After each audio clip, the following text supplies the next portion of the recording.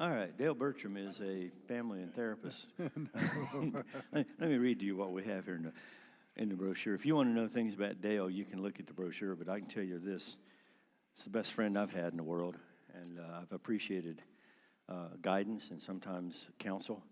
We won't talk about the therapy that he's provided for me, and in some cases, I would turn to him for insight in our relationship and our marriage relationship. Dale's been very helpful to me, and I'd say thousands of people. It's not only has he provided therapy for them, but he's training marriage and family therapists and teaching them and bringing them to a PhD level where they can step into the real world and provide excellent care. And so when we talk about the difference between counseling and therapy, I'll let Dale address that if he wants to, but there's a major difference in that. And then if you look at therapy, counseling, and then my level is coaching and training.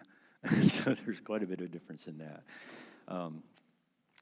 He's going to be focusing a lot on the marriage and the family and fitting together some strategies today of improving, of growing and developing. And my aspect of that's going to be within clarity and listening skills, and we're going to combine our efforts today, and I think it's going to be a very interesting thing. So I want to be quiet and let Dale take over. Yeah, then I'm looking forward to your part toward the end of it. And we're going to noon this morning, right? So We're going to do what now? we're going to noon this morning, right, to 12. I hope so. Yeah, okay. Yeah, from now till 12 o'clock, and then And we'll I break know- off for lunch and come back at 2 Yeah. and pick that up, and then dinner is provided at 5. Are we online now?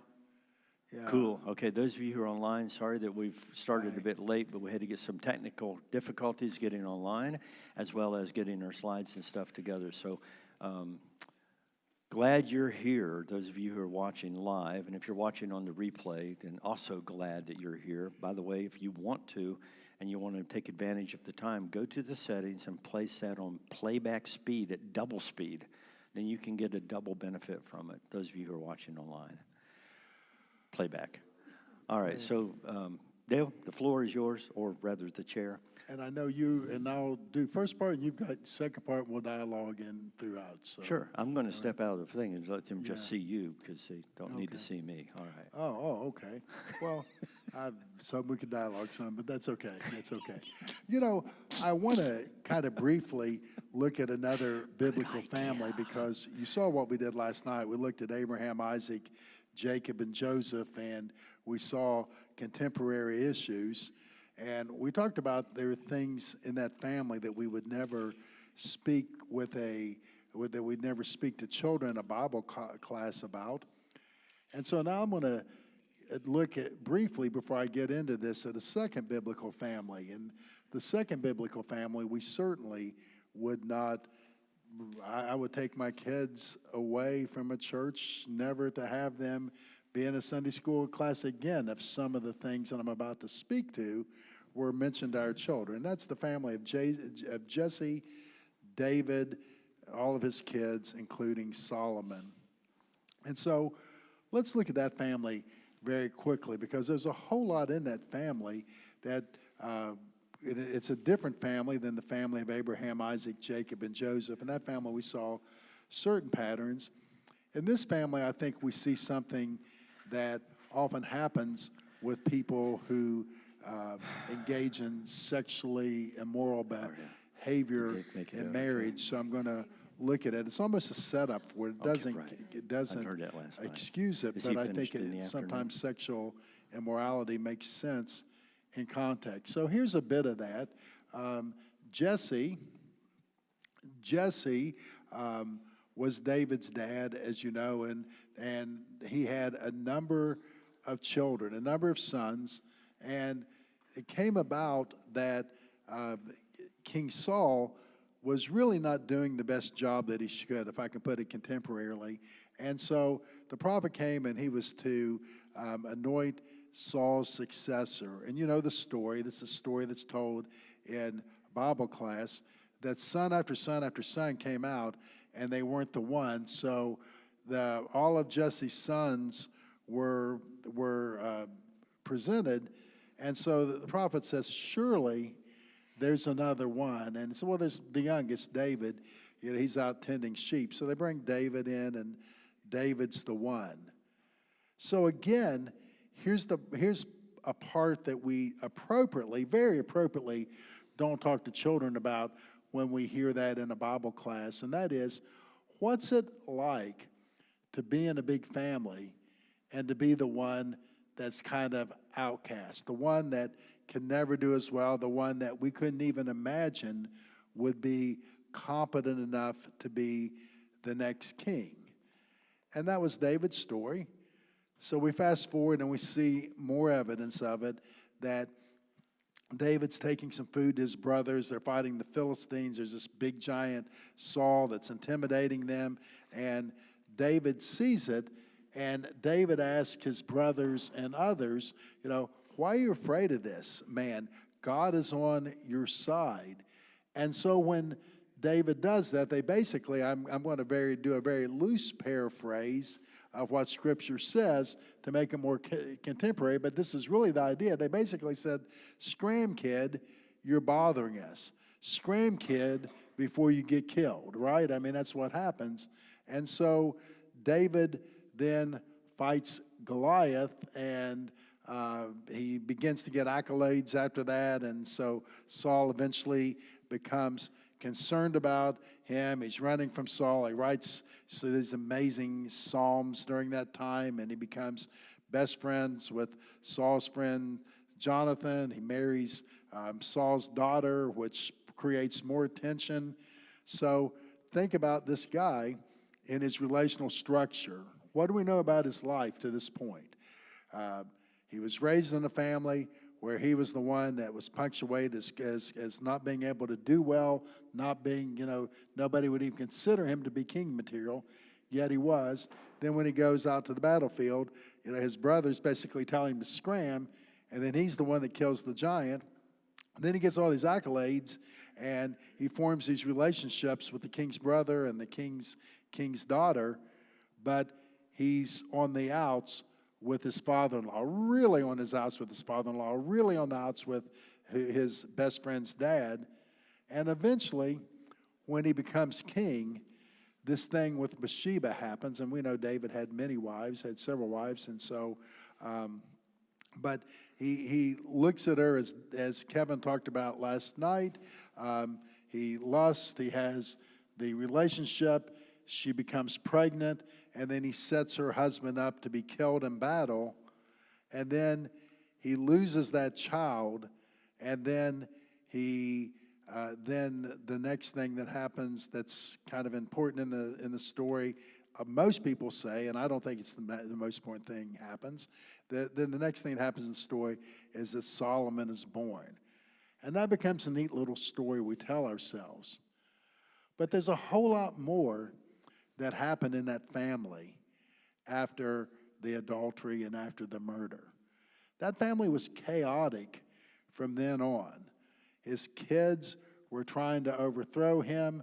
One of his children, one of his sons, raped his half-sister, and then her full brother, killed that brother. So there was murder in the family. And then that son tragically later would die in a most extraordinary way. His hair had long hair, and it got caught in a tree, and he died. And that was the chaos in that family. We don't ever talk about that, and I think there's probably ways that we could talk about that would be appropriate for children, but we don't. I mean, we wouldn't want the nasty details there. But we're looking at a family that you could actually make a pornographic movie about. I mean, and the reason I say that is that when I taught at Amherst University a number of years ago, our librarian, Amherst is a Christian university, and our librarian was a very conservative Christian man, very good man, but he talked about how he was always against any efforts for censorship because he said that's going to boomerang, because the Bible could be punctuated as a very pornographic book. And he cited this, among other things, that, we're talking about an incestuous rape and murder, that followed an adulterous affair, and he just went on with it, and he was right. These are adult stories that we see here that we can deal with tastefully, and we're going to deal with them today. But within the context of that very dysfunctional family, you have the little baby Solomon, the little baby Solomon growing up.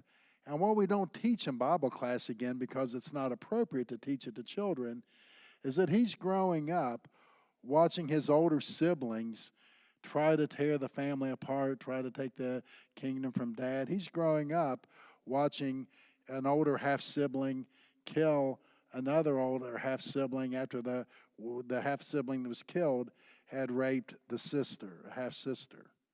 This is really nasty body stuff, and it's all there in Scripture.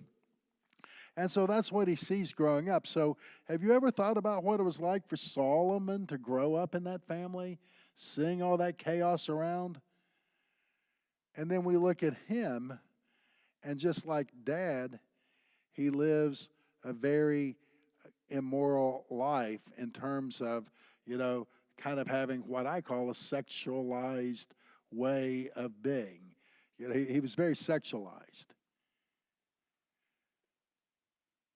And we often say, why? And we often say, how could he be the wisest man in the world? And he was wise in matters of state, right? Matters in ways of judgment. But he was very foolish in terms of personal decision. Wise and foolish. We see it a lot with our leaders, do we not? People who, through the years, have been very wise, very skilled in the matter of state, but very foolish in personal decisions. Maybe that's all of us in some way. So within that family system, we see the wisdom literature, for the most part, being written.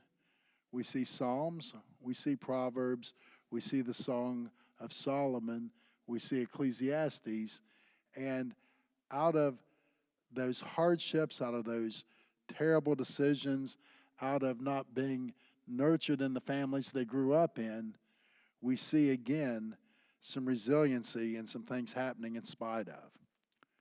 So I don't know any of your backstories except for Kevin's. I don't know if your family remotely was anything in terms of the patterns that David had growing up in Jesse's family or Solomon had growing up in David's family. But I know that, again, that for all of us, it's a mixed bag. There were some things that were good in the family, some things that weren't so good in the family. And we have brought those things into our marriages, and some of us are trying to raise children or influence grandchildren in our marriages, and our life stories have challenges as well. So, time for us to begin to get a little bit more practical with it. Not to say Scripture isn't practical, and I think it's very practical to take this very eyes open look at Scripture, because as adults we learn much more from this very eyes open look at Scripture. But let's look at what to do about it, what to do about our situations to improve the relationships that we're in, and if we're not yet married, relationships that we'll have in the future, hopefully, if marriage is in the future for us.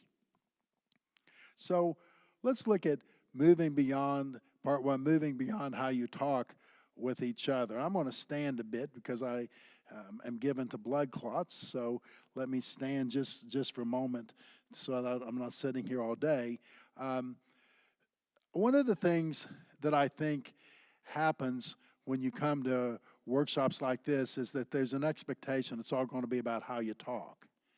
And people sell books about how to talk to one another. People do workshops about how to talk with one another. But you know what the problems with those workshops and those books are? Is they're written so generally that they don't work within your particular couple relationship, because every couple, every family is different. So what I'm doing today is not giving you a formula that's a formula for everybody. It's giving you some ideas that may or may not work within the couple relationships that you're in. So we're not just looking at how you talk to one another. And some of the things I think are quite silly. I'm going to have a couple that volunteers to show something silly. You won't embarrass you, but it'll demonstrate how silly some of the ideas that people have about fixing relationships are, because there's this idea out there, if we just talk to each other differently, things are going to be better. But I work with people who have domestic violence, and sometimes they get hit when they do the things they read in the books. So we certainly don't want that to happen to anybody. So let's just look at John Gottman and his wife's research. It suggests that talking alone, communication alone, is not enough.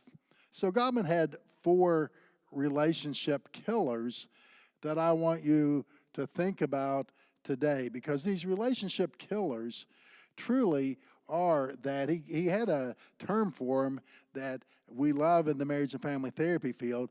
He calls them the 4 horsemen of the apocalypse. That's literally what he calls them, and it's pretty amazing when you think about it. And sometimes when he first started looking at this with his wife, he had, well, I'll tell you, I would have loved to have been part of his research, because I think it would have been fabulous. Because and they still do it, they have this, he and his wife at the University of Washington in Seattle have this apartment that's called the Love Lab. And so they have cameras all over the apartment, and except in the bathroom and the bedroom. That's the only places that don't have cameras, bathroom and bedroom. And the couple stay in there all weekend, and they have heart monitors and what they call is pulse oximeters? Say, yeah, they do all of that. They measure they're measuring those things, and they get to watch movies. They get to eat fabulous food, and it's pretty good experience. I actually talked to a couple that I know in Seattle that are marriage and family therapists that got to spend the weekend there. It says it's a fabulous experience.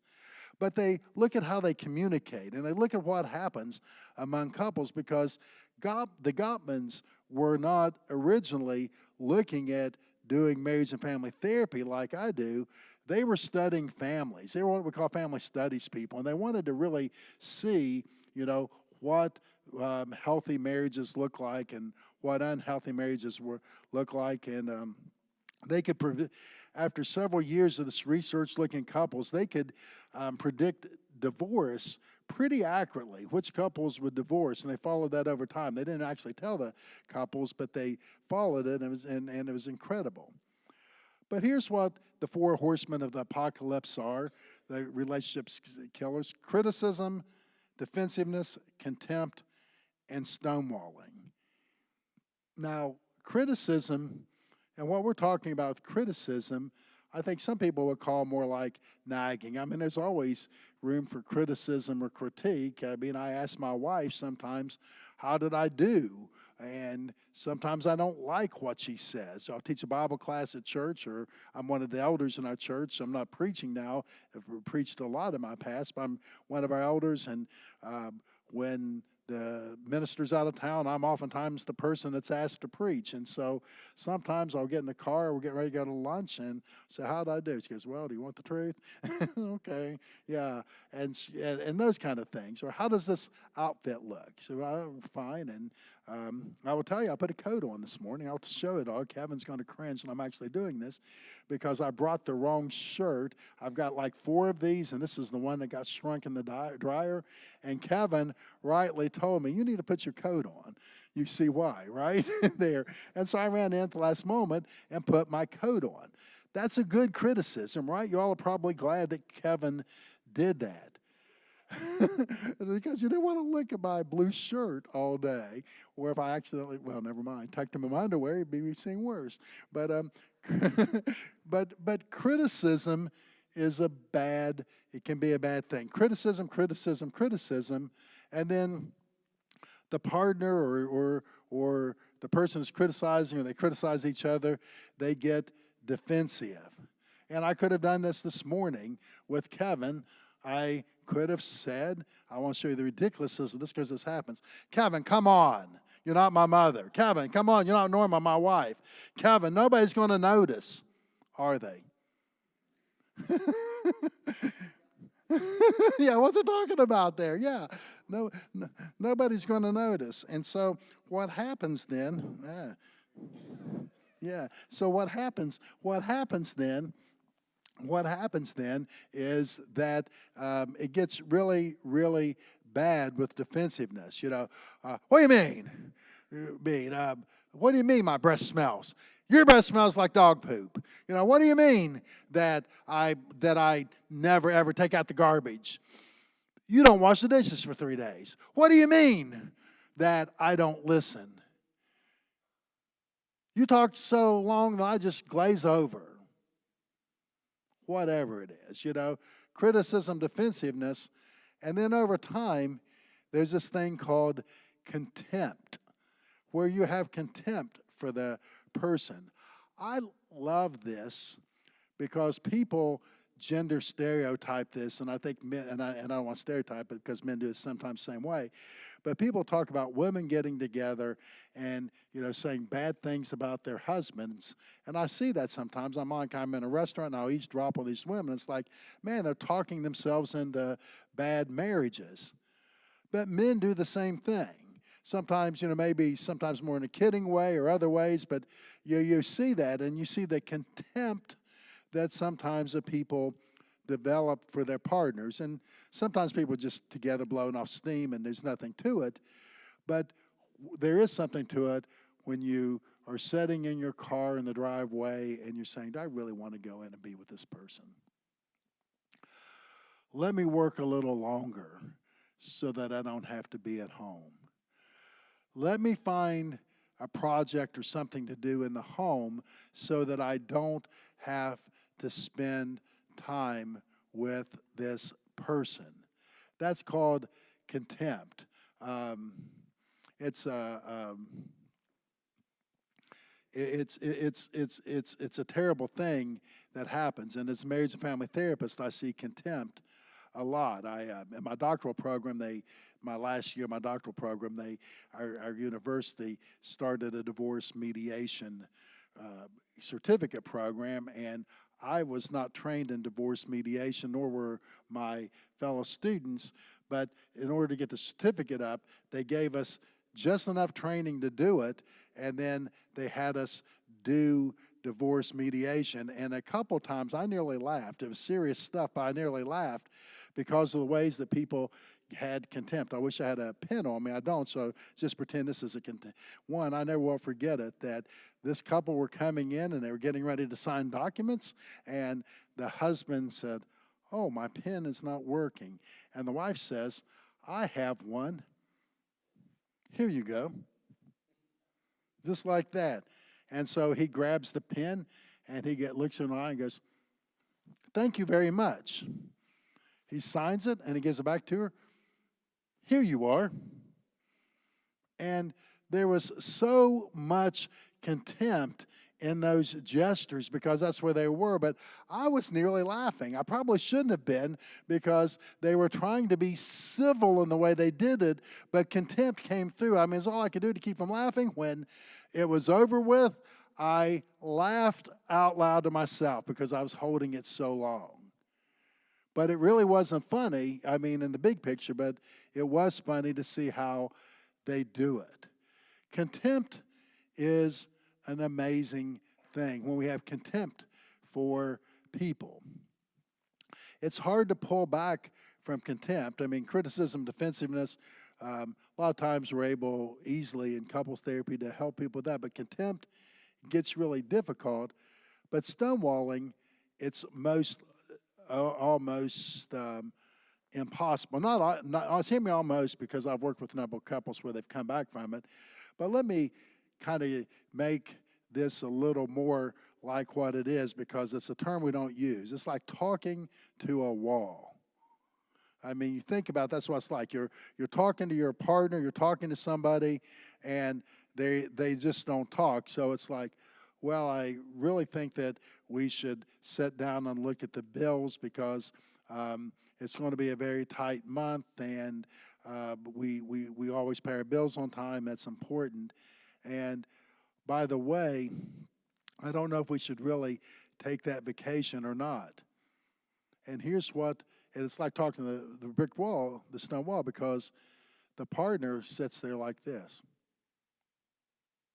Or they get nothing back. Stonewalling is terrible. I don't know if any of you have ever been stonewalled. You probably have as a kid, because teenagers do that a lot. Then some people bring it into adulthood. But think about what it's like to be stonewalled. How awful that is, and how awful it is to be in a marital relationship where you're stonewalled. I often say to people in premarital counseling, I talk about this, and I'll say, sometimes this is something we do because it's a habit. We get mad and we demonstrate it just by not talking, not looking, doing this. And I say that's not the same as being in a relationship where there's a pattern of stonewalling, but it can sure lead into it if you do that in the moment. So what I think about that for all of us is to think about how, instead of doing that, if we need time away, say, hey, give me just a moment, or give me a little bit of time to think about this. I really can't talk about it now. I'll get back to you, and then really get back to them, right, to make sure that something is said, because stonewalling is terrible. So think about this as a downward spiral oftentimes. Criticism, defensiveness, contempt, and stonewalling. Just get a show of hand. I'm not going to ask you to tell stories, but how many of you have had neighbors, friends, maybe in past relationships you've been in, stonewalling? How many of you have seen this when other people, where you've seen stonewalling? Have you seen this?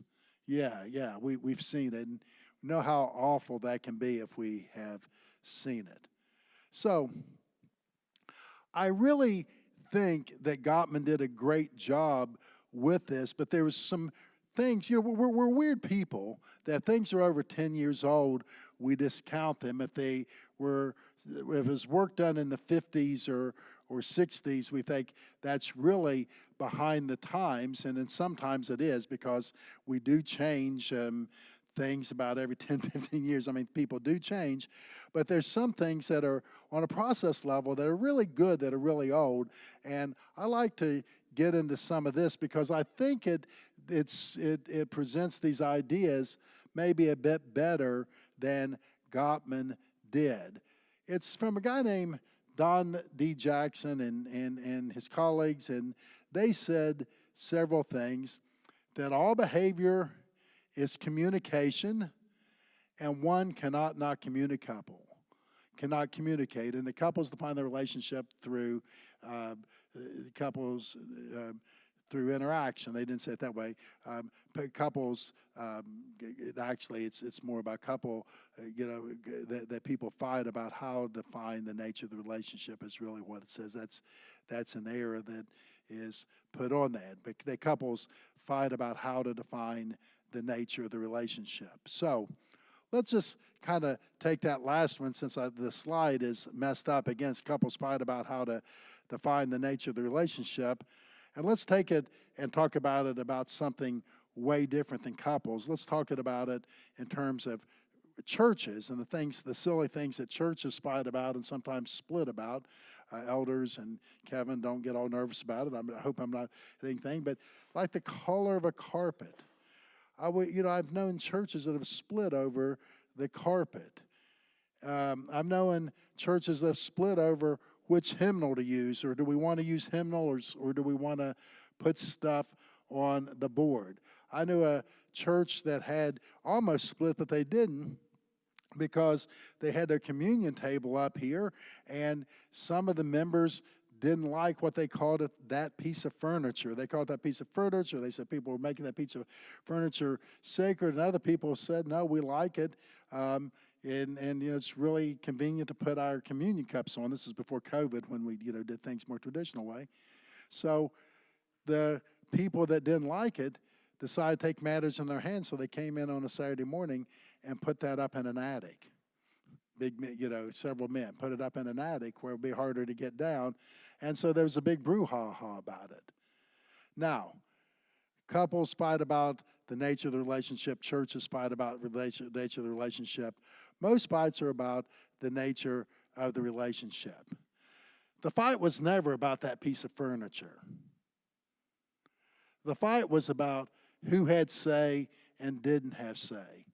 The fight wasn't about a color of carpet, because people aren't dramatic enough or petty enough to leave because of a color of carpet. It's about people feeling like they have say or don't have say, or how says may. People don't leave whether they have the green songbook or the red songbook, or they put songs up here. It's about say, about voice. Do I have a voice or do I not have a voice? And that's what people fight about, the nature of the relationship. So I take it out there, and then you can think about your workplaces, about workplace disputes. I think most people that I know, I used to work in the employee assistance program, and so I would work with people that were truthfully forced to do counseling or lose their jobs. We had 33 companies around greater Cincinnati we worked with. And, people would complain about their bosses, people would complain about their coworkers, and almost always this idea that people fight about the nature of the relationship was at the front of my mind. Because what had escalated to bizarre behavior usually was I wasn't feeling heard, or, they tell me to do this bizarre thing and we don't know about. My mother, in the early 60s, she was a manager before women usually were managers. She was a J.C. Penney's manager in Charleston, office manager in Charleston, West Virginia, early 60s. I was born. She worked for about 3 years and then quit because she wanted to be more involved in my child rearing, which I guess I appreciate that. But, I remember one of the women that worked for her years later, they'd always kept a good relationship through the years. And my mom was retired, and this woman was retired. That woman had left J.C. Penney years before and worked at a hospital. But my mom's friend said to me, I can't imagine what it was like growing up with Mary as your mother. I said, why? Because, my mom had been her boss. She says, because Mary had the most bizarre things that she would ask people to do. I said, because I didn't know much about work. And said, yeah, she wanted us at 4:45 on Friday, because we leave at 5, to dust our desks. And then she would want us to dust our desks at 8 a.m. on Mondays, and we would be in trouble if we didn't do that. And then she was getting ready to do some other things. My mom said, no, Nora Mae, that was a long time ago, so never got away. But I wanted to always hear the rest of it, because I thought, I don't think I would have liked to work for my mom, that kind of rigidity. It's like, that makes sense. But, and so as I thought about that, I thought, yeah, Nora Mae didn't like that years ago, because that happened in the nature of the relationship. And I thought about some of the petty squabbles I'd seen them have as friends through the years, and I thought, some of those things that never made sense seems to have happened because Nora Mae is still thinking about my mom in that boss's role, and she's not there. And it makes sense that they did that, because it's about the nature of the relationship. So let's bring this to our couple relationships. Think about the arguments you have with your partners, or if you're dating with the person you date. You can even think back to past relationships and think about the blowouts. Usually, the things you're fighting about are not all that important. What's underneath it all is who has say and who doesn't have say, how decisions are made, and so forth, because people fight about the nature of the relationship. What I taught at Abilene Christian University, I never will forget, the day after the Super Bowl, we had a couple that came in for an emergency, and they wanted to see one of our student therapists, and They asked that a professor sit in with them because it was just horrible. They didn't know, and so the intake coordinator said, "Dale, would you sit in with the students?" Because the couple wanted that. It was unusual, so I thought, man, I don't know what's going to be. But it really wasn't that big of a deal in the big picture because it was Super Bowl Sunday, and one of the partners, it was actually a female partner, liked to do all the stuff leading up to the Super Bowl. She liked watching all those shows. You know how that starts, like 1 in the afternoon and kick off 6 or 7 o'clock at night. She wanted to watch all of it. And he was like, I just want to watch the game. I love the game, maybe a little bit of the pregame, but I don't want to watch this much of the thing all day. And so he got the thing, so no, we're going to watch Netflix. And she said, no, we're going to do this. It's one day a year.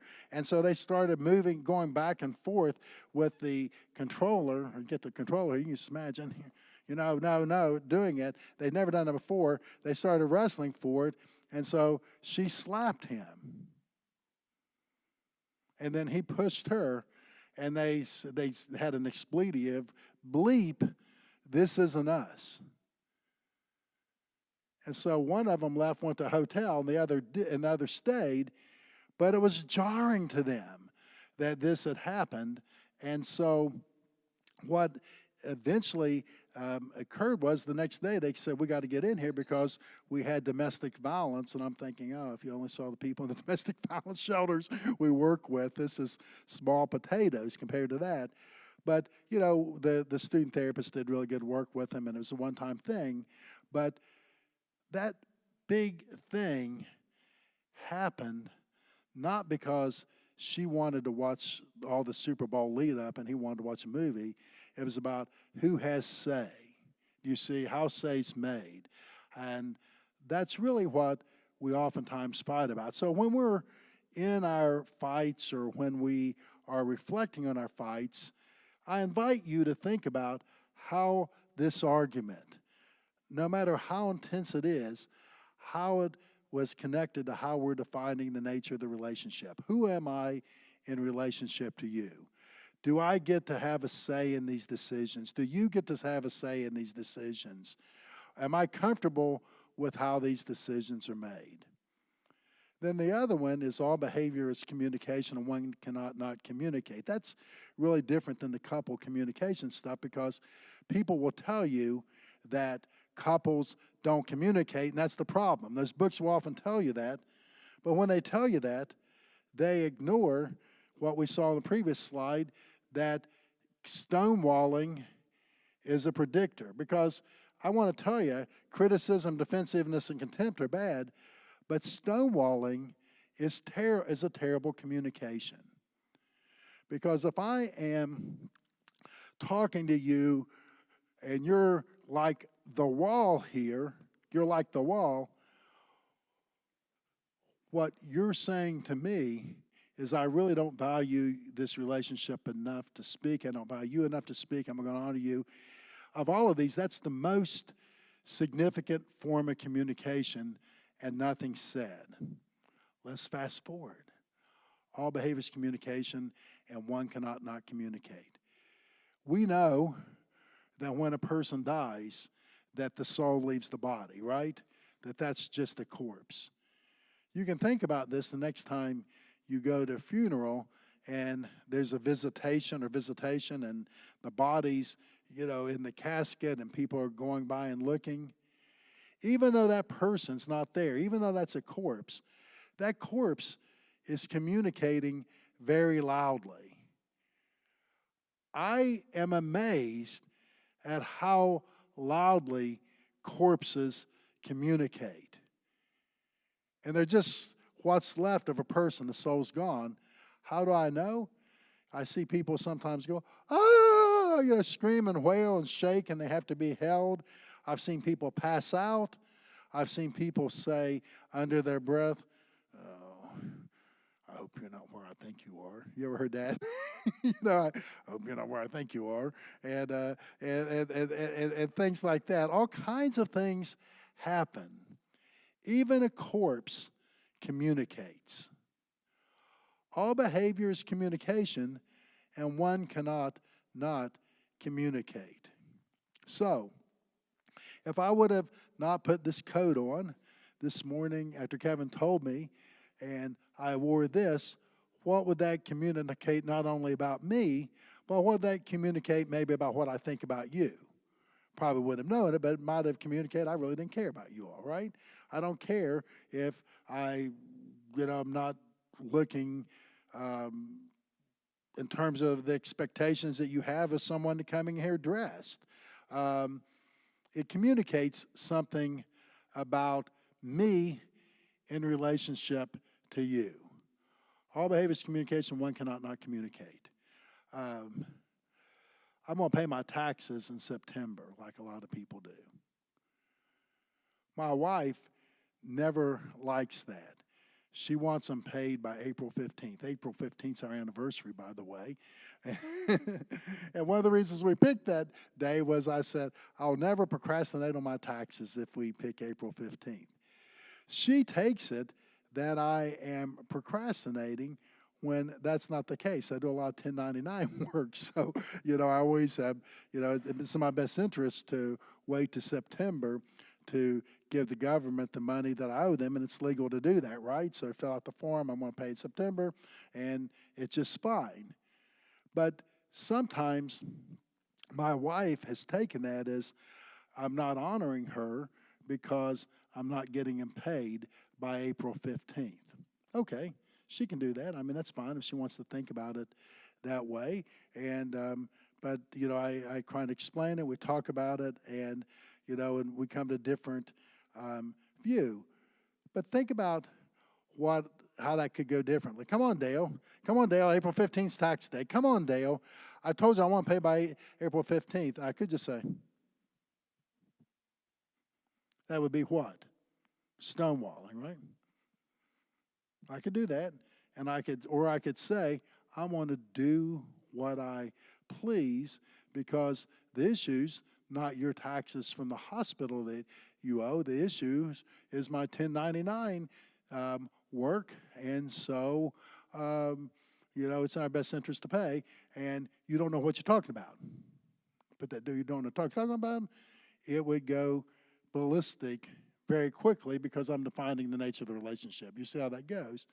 So what we normally do is I'll say, look, I know your anxiety around this, and usually now I'll just say, hey, if we're doing it, I owe taxes again this year, as I mostly do, taxes, and so I'm going to fill out this form. We're going to pay it in September. Here's how much we owe, as you know. Is this okay with you? Is it going to increase your anxiety if we do it in September? And she'll say something like, as long as I get paid, and I'll say, okay, I'll tell you what, why don't we put this on both of our calendars that in late August, reminder to pay to write the check on this date in September, and we can talk about then. Hey, that's perfect. What am I doing? I'm thinking about how this is going to play out in the nature of our relationship. Do you see? It doesn't need to be a fight. It doesn't need to be anything other than let's talk about it. And truth is, if she got really, really uptight about it and it wasn't good, I would just pay in April, right? But I pay in September because it makes sense. And if she's okay with it, we communicate in that way. All behavior is communication, and one cannot not communicate. Now, it's interesting that sometimes we communicate things we don't intend to communicate to our partners and others just through facial expressions. And I've got a face for that sometimes I look mean or mad when I'm not, so I've learned to try to smile more, but this is my natural face. And I can do something with that sometimes when I'm in a bad part of town or I'm feeling nervous, because you can see what I can do with my face.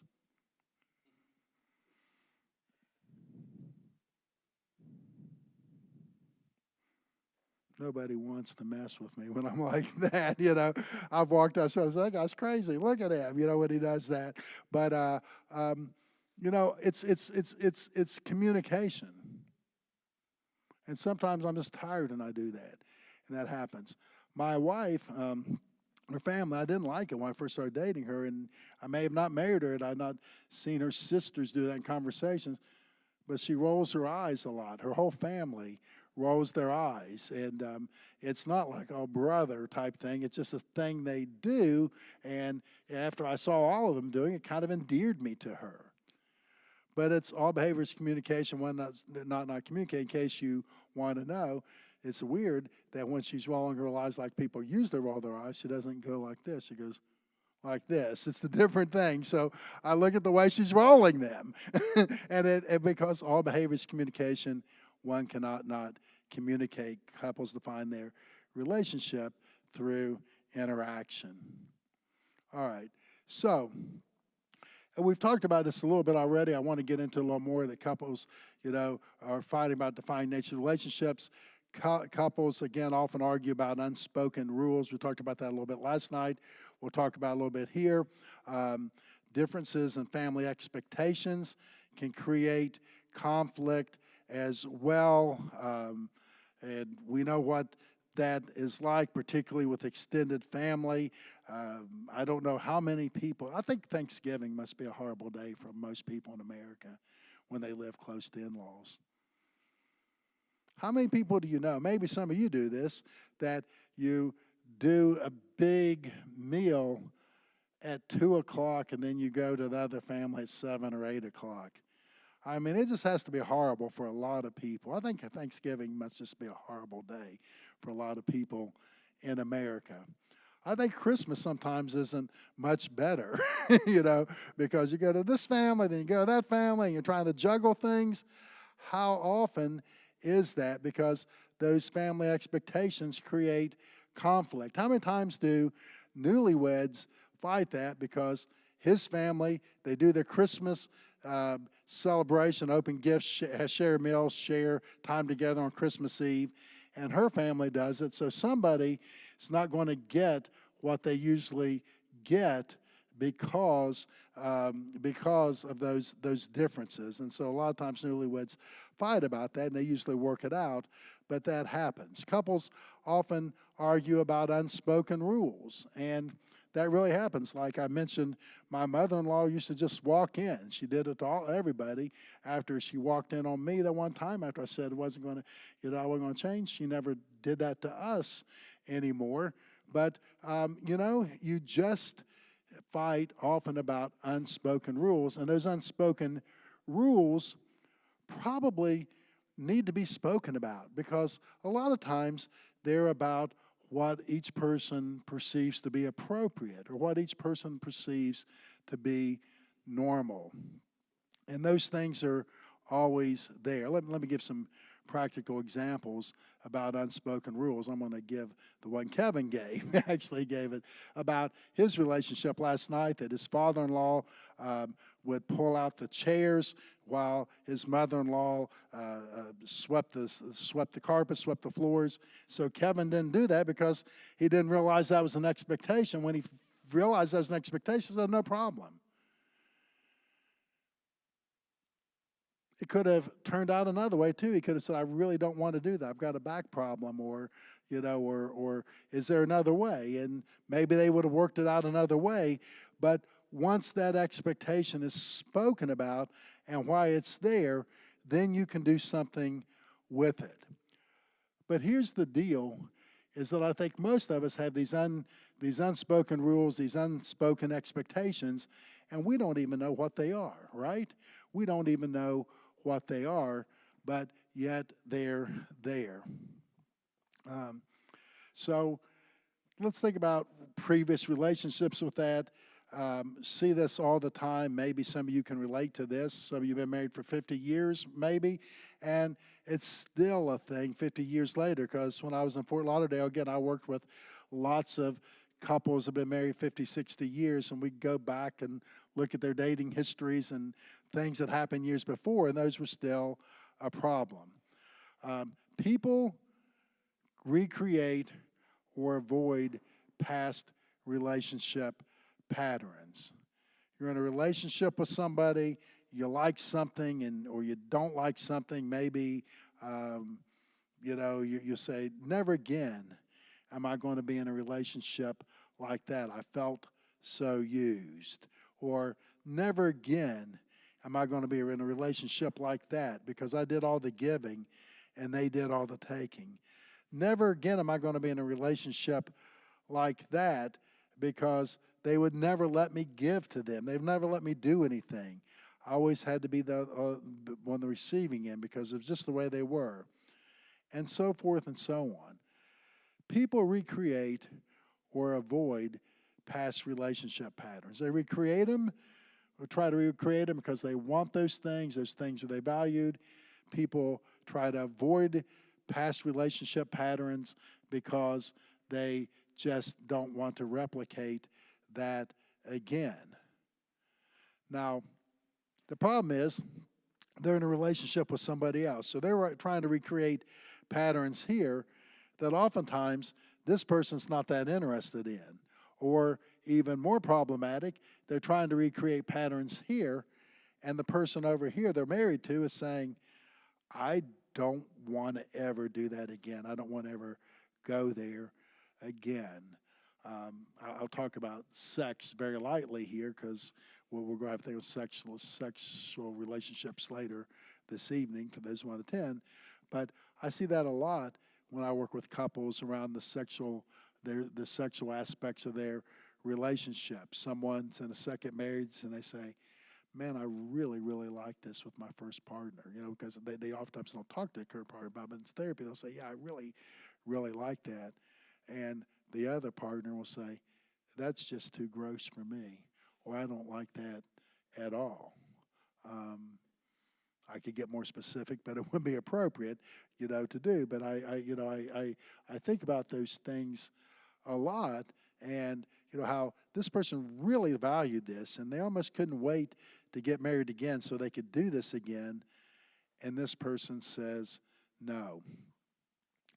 I worked with a couple one time years ago. It kind of gives you an example. The husband was about 26 when he got married, and he waited until he got married to have sexual relations. It was like, God's going to reward me if I do this. I'm going to wait, and I'm going to have the most wonderful relationship because God's going to reward me. So he talked in therapy about how many times he could have, engaged in sexual activity, but he always pulled back because he said, no, I know this isn't right, and God's ultimately going to reward me if I wait until marriage. So he marries this woman. He doesn't have sex with her, and he knows that she's had one sexual experience in her life, which was a date rape. And the date rape was a really horrible experience for her because she was at a Christian college, and and so she cried to the dorm mom about it when she got back from the thing, went to the president's office the next day, and the president, I say this very sarcastically because I don't think it's wise, said, we're all Christians here. People make mistakes. Will you ask her to forgive you? He asked to forgive him. Will you ask him to forgive you? Yes. Let's pray about it. Okay. Let's forget this ever happened. Can you imagine what that young woman's life was like moving forward? It was a second trauma, really, in about 12 hours. It was a trauma. It was I had a clinical supervisor years that talked about ice cream cones with problems. He would talk about brown chocolate ice cream. It would not you call it a problem and use another word. You can figure out what it was.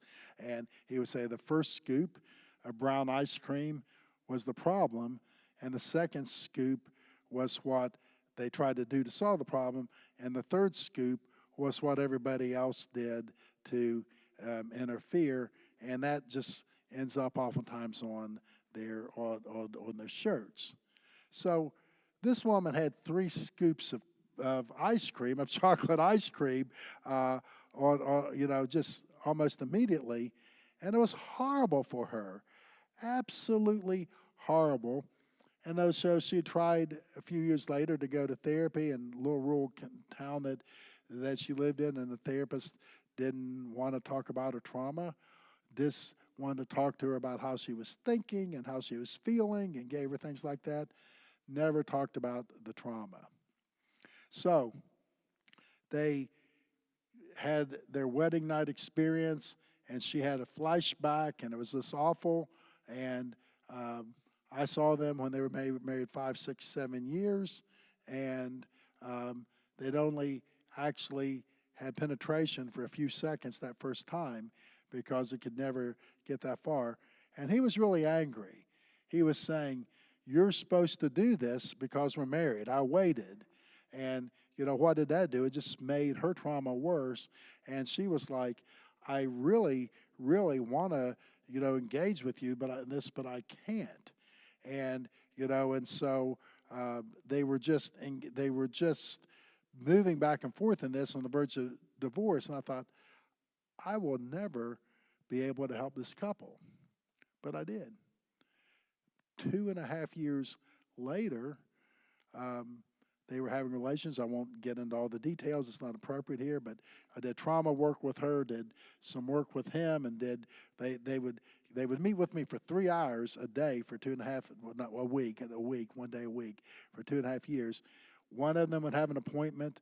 The other one would go to the mall, and then they'd come back and have the couple work, and then then I would see the other one would go to the mall, then they'd do it. I did that for 2.5 years with them, and they ended up having a good relationship. This was a number of years ago, and I moved to Alabama, was the dean down at Amridge, and I got a card from them. I didn't really even know who it was because just had a return address. It was a picture of their first child, and they said, "Thank you." And then a couple years later, I'm at Abilene Christian University. I get another card with an address from another town they'd moved. It was their second child. And then later, I was at Abilene about a year later. I got another one. It was their third child. And they said, "Thank you."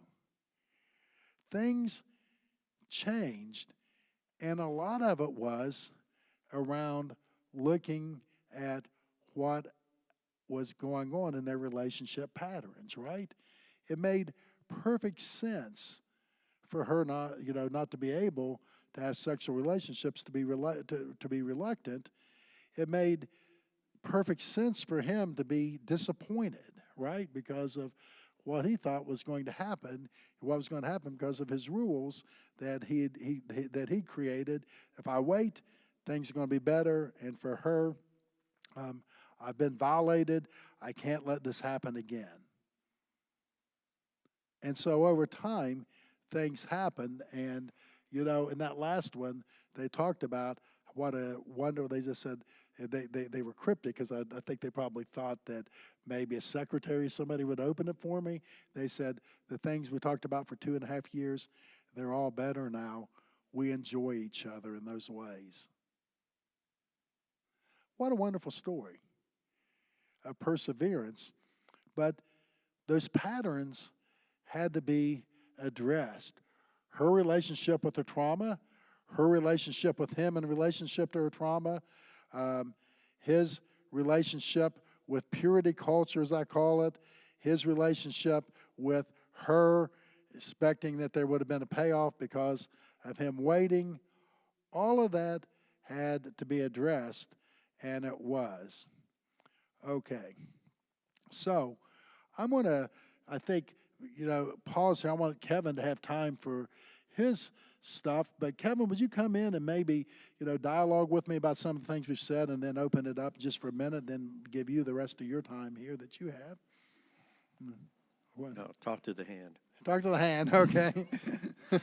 Yeah, talk to the hand. What I'd like to do before we have this interaction is get you to do something a bit different than what you've been doing for the last hour or so.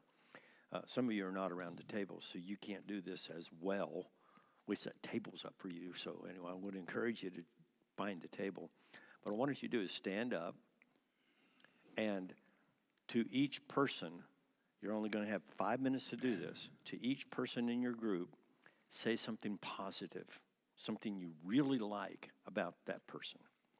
And if you have struggled with that, then we're going to have something else to talk about, all right? So can you, not hear it all right? Thank you. Is that better? All right. So on the count of 3, you're going to stand up. You're going to, each person there, you're going to say something positive to. How you work this out, but work this out where you do that thing. And if you need to make a quick trip to the restroom, this is the time to do it. Men's are over here. Women's are also over here. There's upstairs if these are full. So got it? Ready, set, 1, 2, 3. Everybody stand and do it. Thank you. Now, before you sit down, everybody raise your hands up high. All right? And then put your hands to the side. Some of you are going to not do this, and I'm going to point you out, Gene. And then put your hands in the front. And then bring your hands up here in the top. Breathe deep. Now, that's prescriptive, and I told you some specific things to do. Were they helpful? Sometimes a prescriptive thing is a helpful thing, and sometimes it's not. Some of you went, oh, and you felt a kink right here. Or I said, put your arms out here, and you, oh. And so you followed what I said, but it wasn't, it might have been helpful here, but it was injurious there. You get what I'm saying? So I told you, do this, and I'm thinking, this is really going to help everybody. If everybody did this, it's really going to help everybody. So raise your hands up high. And Gene says, you don't understand. My shoulders and my neck and my back, and I'm not about to raise my hands here because it'll hurt me if I do. No, it'll help you if you do. Just do it. No, I'm not going to do it because it'll hurt. No, you better do it because it's going to help you, and it'll bring the circulation. And he says, no, you don't understand. If I do that, it's going to cause me pain, and I'm going to pay for it tonight, and I'm not going to be able to sleep for 3 hours and then wake up again because of the pain. And now he's going to sit down because he's ignoring everything that I'm saying. So here's the point. Here's the point. What Dale was saying about getting some books and reading, go ahead. We don't build relationship on book. Or on a communication guy like me that says if you'll do these 3 things, it's going to help your relationship. Maybe. Maybe not. The key is taking something like Dale was saying and saying, okay, here's some principles and here's the foundation of what's going to help you. Now be creative. I know I faded for just a second. Be creative about that with each other and find what works for you. Because what may work for these guys are not going to work for those guys. Or it may have some positive effects, but also cause some other or lead to issues in other areas. And that's not necessarily bad, is it? Is it bad to have conflict? So when you're talking about these 4 horsemen of the apocalypse, and some of us have talked about this before, and I know this is not new material, but it is a new insight to the material that you've heard before, but you've worked through yourself. When you look at the 4 horsemen of the apocalypse, and you begin with criticism, and some of you grew up in that family, where you felt all the time you were being criticized. Man, I remember as a teenager, I thought, get off my back. Man, I can't do anything right. Okay, let me give you one example, and I think you would know this person if I brought out names, and I won't. Something I admire about Dale, I'd say, did you talk to this person? He says, I can neither confirm nor deny. That's a standard therapist response, right? I can't tell you if I did because ethically it is not right for him to use names and tell us things about individuals. Now, it would be ethical for me to tell you a lot about Dale, but I'm not going to. And it would be ethical, no, it'd be unethical for us to do that with each other. Here's the thing, though. This one lady was telling me about, she has 3 daughters.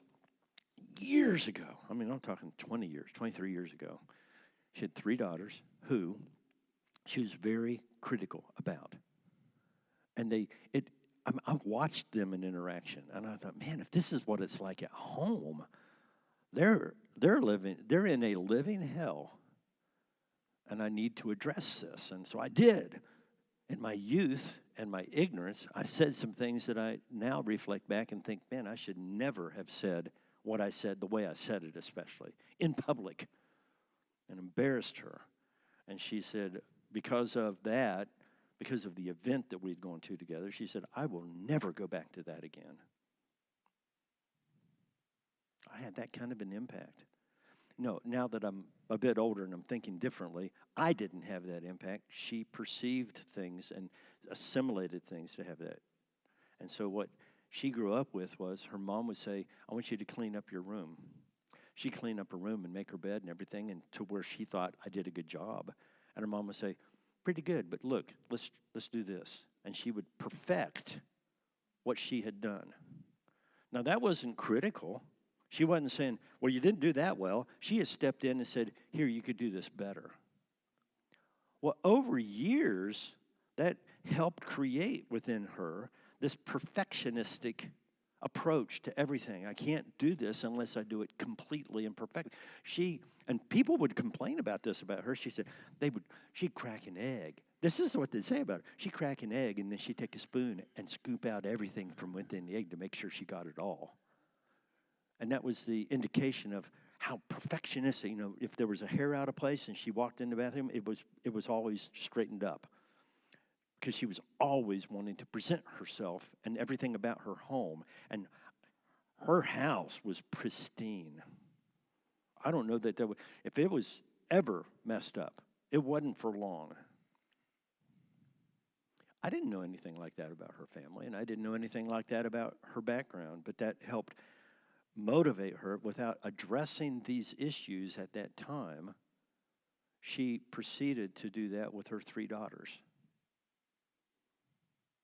who were more perfect than she, but always felt like they were being criticized. When she didn't say the word, well, that's not very good, they heard it clearly by how she acted and straightening up the bed and straightening up.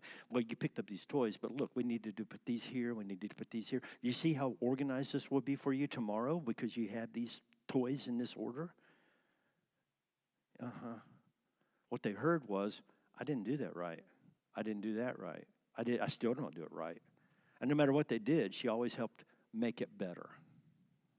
I hope that's an illustration. I'm wondering about, if you've dealt with couples like that in that setting and that kind of a background, to see the family patterns passing on. Oh, yeah. And better than a yes or no question, take that and run with it a little bit. Yeah, I don't know. There's so many ways I could run with it. I'd have to see it, to observe it, to see exactly what was going on with them. But absolutely, that was what I think about, as you were saying it, how well-intentioned it began, how well-intentioned it was, and how she was trying to help her children get better, but somehow the meaning turned, maybe the behavior turned, the languaging turned, and I oftentimes think that couples don't look at the intention, and when we look at the beginning of things, we can oftentimes appreciate it differently. Boy, what you said, that's how she would argue it. I want them to improve. I want them to grow. I want them to be better. And what they heard was, I'm never good enough. Mom thinks I'm not good enough. Mom thinks I can't do this well. She has to step in and correct it. And so what they grew up with often was their perception, she's always riding my back. She's never satisfied. And then, if the teacher then would grade and big red marks and circles and F, and I'm never good enough. I can't make it. And this feeling of inferiority is well earned. It is well learned, and it is well earned because they have this image of themselves. Yeah, I think about that another way.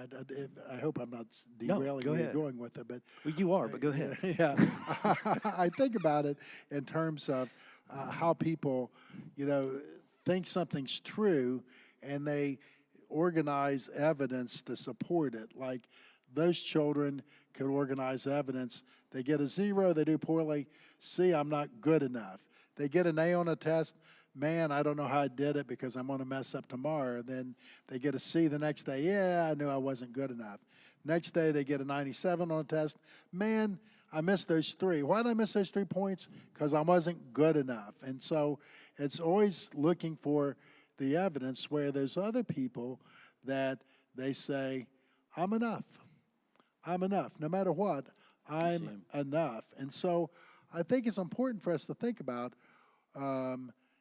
how the stories we tell ourselves and we forget their stories is like to tell them, because we're all telling ourselves stories and we forget their stories. And I think those kids were telling themselves a story that mom helped create.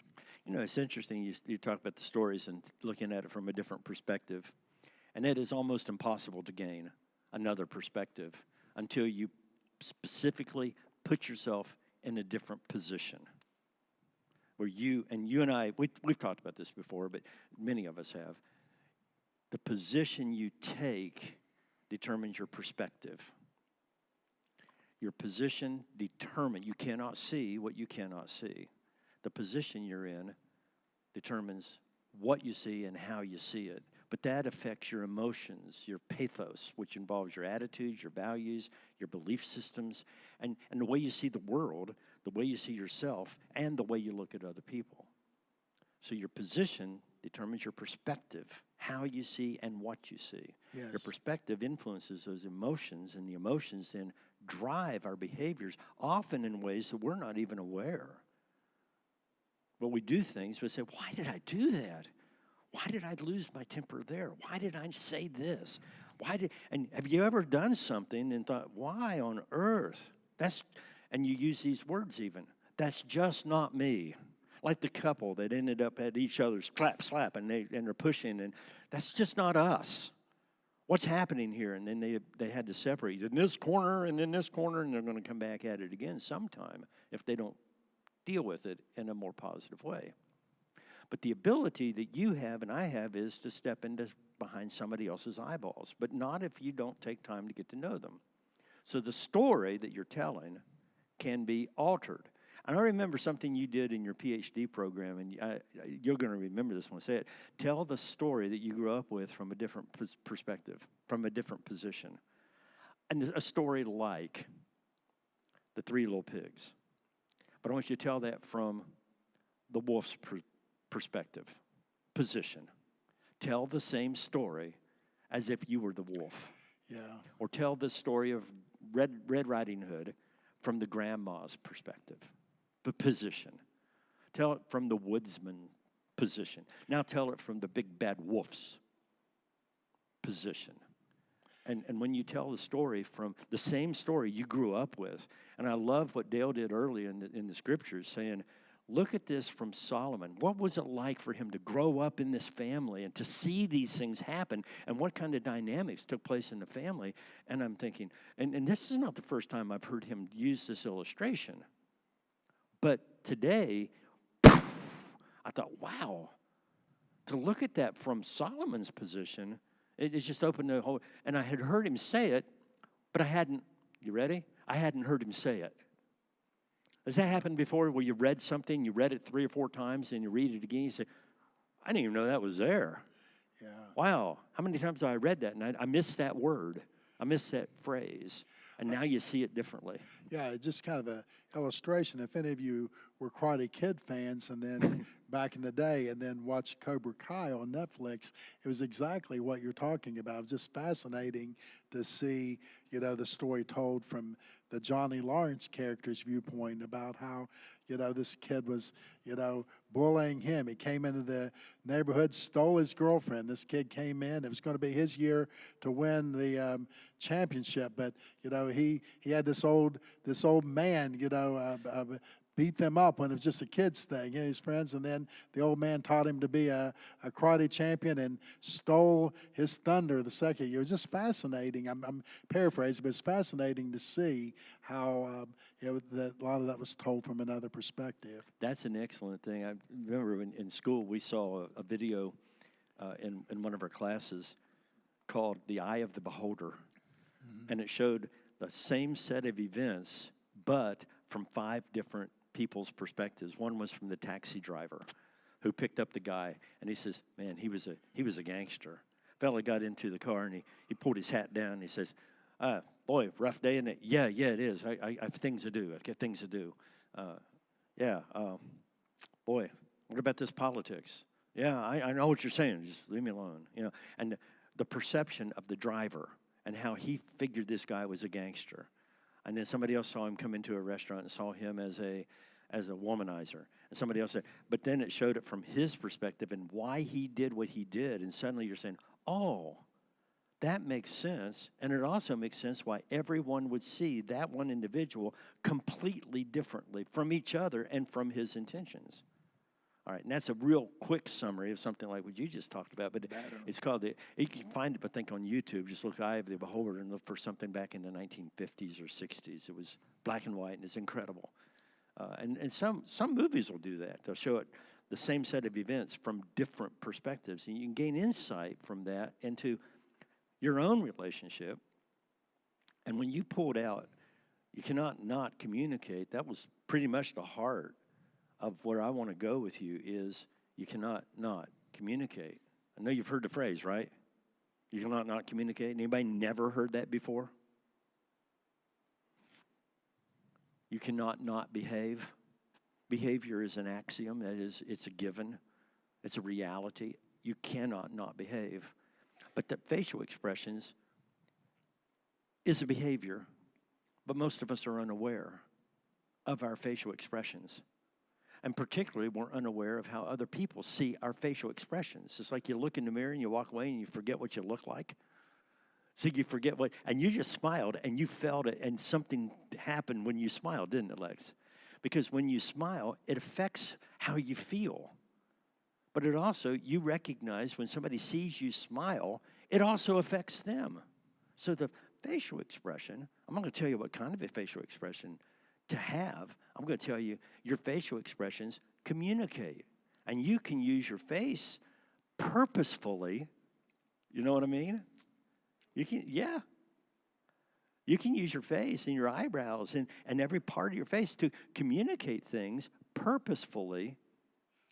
But because you were purposeful in it, doesn't mean that's how it was perceived. I raise my eyebrows like this, and somebody says, why did he look at me like that? Is he trying to come on to me? I mean, he's single. Does he? I feel uncomfortable. And I'm going, it's good to see you. Yeah, right. The person is interpreting that.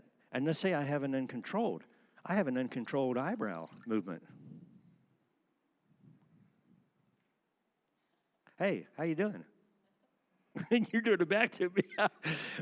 Hi, how are you? And you have this uncontrolled eyebrow movement.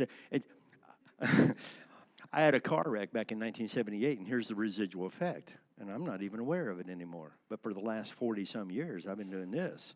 And so I come up to somebody at a party and say, hi, how are you doing? I'm Kevin. And she says, right? Because what does that communicate? What can it communicate? Creepy, first word out of my, I've been doing this illustration for years, and that is always the first word that comes out of mine. That's creepy. What else could it communicate? Psycho. And I'm not even aware I'm doing it. But it is being interpreted, isn't it? And that's, you say, well, all I said was, we're late for dinner again. That's all I said. She flew off the candle. Oh, off the candle. She flew. Sometimes you get to choose the right word, too. She flew off the handle. Well, how did he say what he said? He reported the words, and they were exact words that he said. And you're thinking, what's the harm in saying that? We late for dinner again? But then the way he said it was, we're late for dinner again? How did she hear that? Now, did the words communicate, or did how he say them communicate? And the answer is yes, both, right?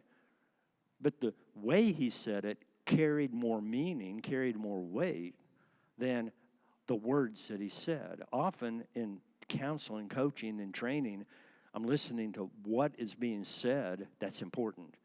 But sometimes we're oblivious to how we're coming across. Totally. Man, I was in this room and I was talking to a group of people, and this is all I said, and this is what I meant to say, and I had to clarify it, and I said it 5 times. And I don't know why they get angry at me. And I could count on both hands and my toes on my feet how many times I've heard it. You know, and maybe you have as well. Or maybe you've said it.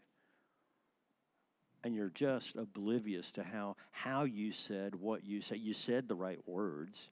You said it with the intention to come across, but you did not. Oh, Thank you. I wondered what that was. You unbeltified it. Okay. It's the sitting down on this Yeah, thing that yeah. does that, yeah. So I have to do the jacket and then how to do the belt. If only Norma was here. Oh, yeah. Oh, yeah. Oh, yeah. So the point, this interaction we just had, how do you interpret what we just did? It's a friendly gesture with each other. But if you got upset at it, was that my intention? Did I want to say things in a way that would insult or critique or, just having a bit of fun? And he says, Ben, he's always doing that. Get off my case. Yeah. Yeah, get off my back. I can handle this microphone. Words alone. I want you to, you have your papers, your notebook? This is what I want you to do. I don't have a slide of it, but I wish I did. Draw a picture of a circle. Make it a pie. Draw a pie on your paper. And don't make it like the Greek letter. I know, pi r square. I want you to make this pie round and make it like a pie you would cut in, a strawberry rhubarb pie or a cherry pie. Do you not have any papers? Who doesn't have the notebook that I made, meticulously made for you? I've got several extras if you have them. Here's some more. You have any? Anybody need one? Okay. Here, you guys need your own. I want you to do this so that you have your own copy. Everybody have one? You want one, Darren? Oh, you're doing on your tab? Or if you have a tablet, you can do it on that. Okay, everybody has a circle. Now, what I want you to do is I want you to take a slice of that pie and make it about 7%. The top part of it is going to be a 7% slice, a very small slice. Albert Meridian. Okay, you got that?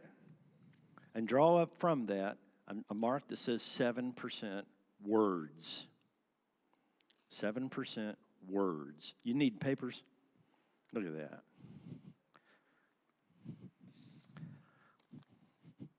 Do you need a pen?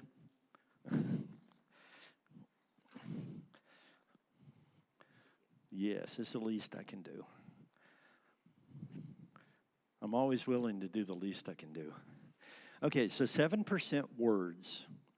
Now I want you to look at that and make it about 38% slice the pie. That's a whole pie. You're going to cut about 38%. So that's 38% minus the 7%, okay? So together, the 7% and the 38 is actually going to be 45% of the pie. So you're looking at 38% of what's left of the pie. I don't understand. This is where the failure of words in the pictures come in. If you could see it, you know what I'm talking about. But you're going to have remaining how much percentage of the pie now? If you take those out, how much do you have left of the pie? 38 plus 7 is... Yeah, there, it's 45, but what you have left of the pie is... what you have left of the pie is 55%, right? Okay, so the 38% is, we're going to call that paralinguistics, or if you want to call it by its definition, vocal cues. Vocal cues, how you say what you say.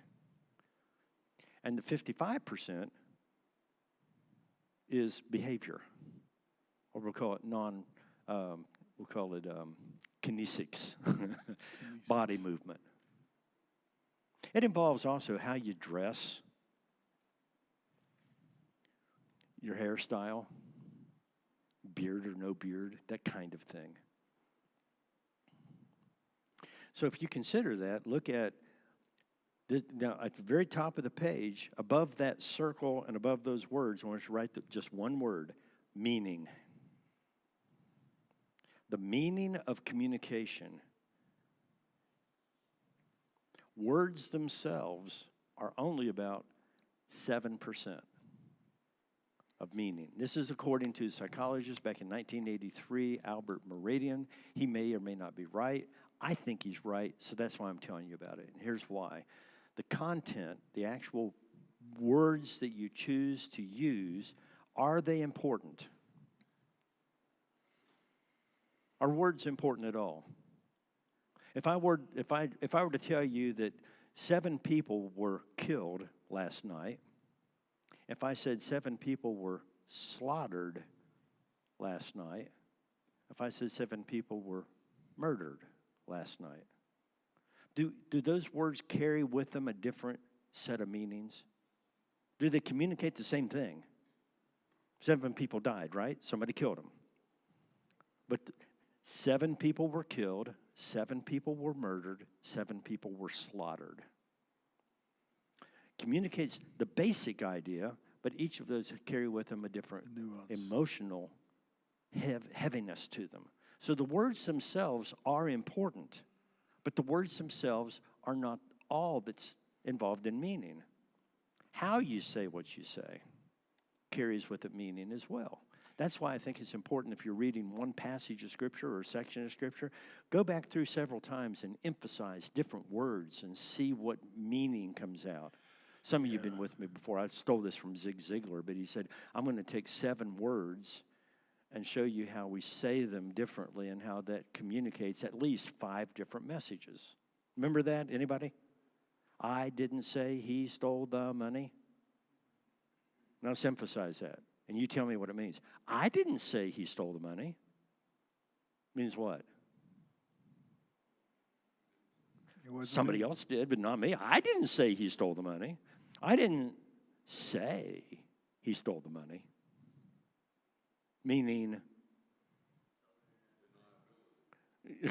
okay. Implied it, didn't say it. I implied it.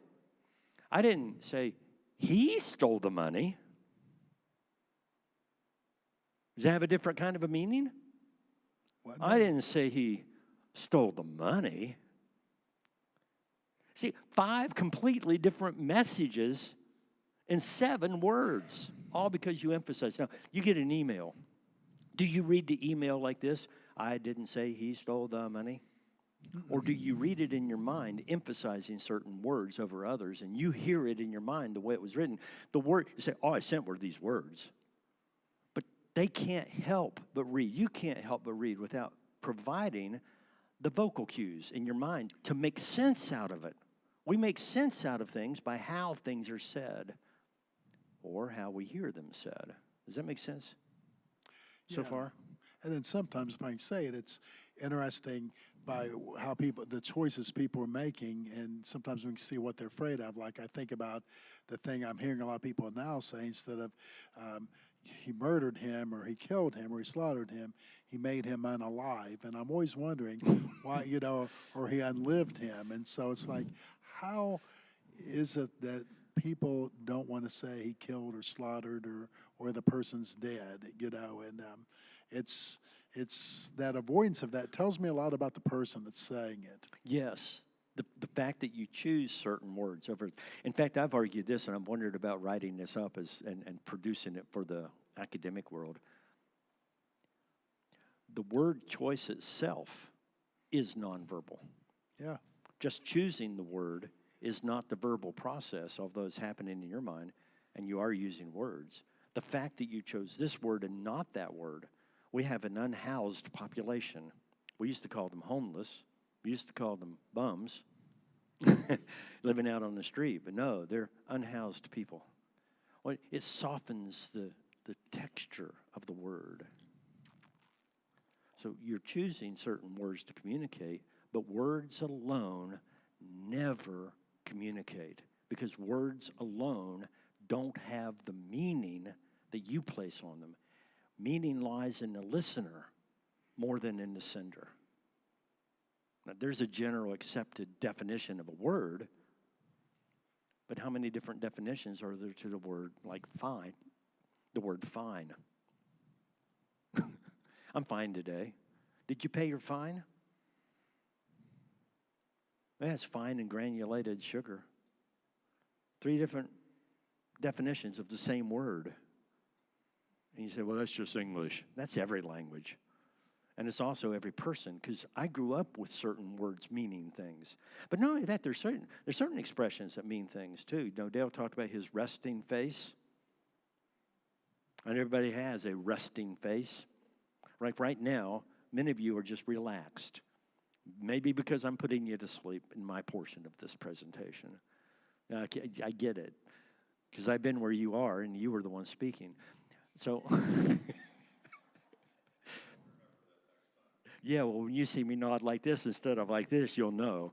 Okay, so the point is you have a facial expression that you're often not aware of.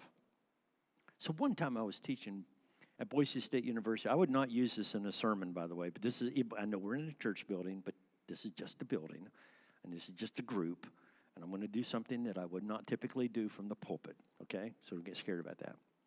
But I'm also giving you forewarning online as well if you're watching this. Of course, if you're not, then it doesn't matter if I just said that. So I'm teaching nonverbal communication, and it's a night class, and it's a 3-hour class. And I've got 4 rows, and on the back row, I've got 40 students in the class. In the back row, there's this one return student. You know, the return student is the one she's in her late 30s, early 40s, who's coming back and really wants to participate, and I still got what it takes, and I'm competing against these younger ones. And so, but she was comfortable in who she was, and she just sat there like some of you are right now. Not once in 3 weeks did I see her or even respond. And I think I'm funny sometimes.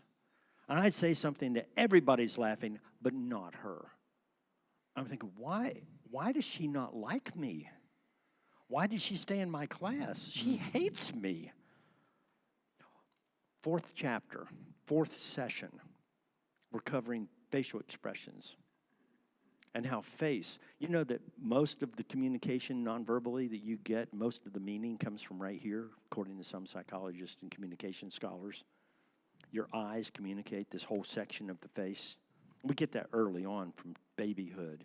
You know, they're laying in the crib and say, "Hey, I'm your daddy," and all they're seeing is this, and then a bald head, and then and they're getting recognized. And about a year old, they're saying, "Da, da, da," and it's really valuable when their first word is dad. I found that quite encouraging. Even when they said ma, I heard dad. The point, right here, a lot of meaning. But I was looking at her whole face, and I really genuinely thought, this woman hates me. She raised her hand, first time in class, fourth class period. This is 12 hours, almost 12 hours into our session, into our whole semester. And I said, yeah. And she said, some people have accused me of an RBF. Do you know what an RBF is? I had never heard. This is the first time I have ever heard the phrase, the acronym RBF. And for those of you who don't know, RBF is resting which face with a B. Now, by my not saying that and emphasizing it this way, you heard me say bitch, but I won't say it publicly because it would not be acceptable in this group. So I won't say resting bitch face, but I will say resting which face with a B, okay? That way you heard it differently. And I didn't say those words because words, I just said they don't really have the meaning unless you put it on. And I said, RBF? She said, yeah, it's a technical term. Look it up. I did, and it is. And Dale immediately said, yep, because it's in the literature. This is in the academic phrase now, resting bitch face. And I said, what on earth is RBF? And she defined it, and then she said, and people see me in my relaxed state, and they think I'm angry. Yeah. And I said, may I be honest with you? She said, yes.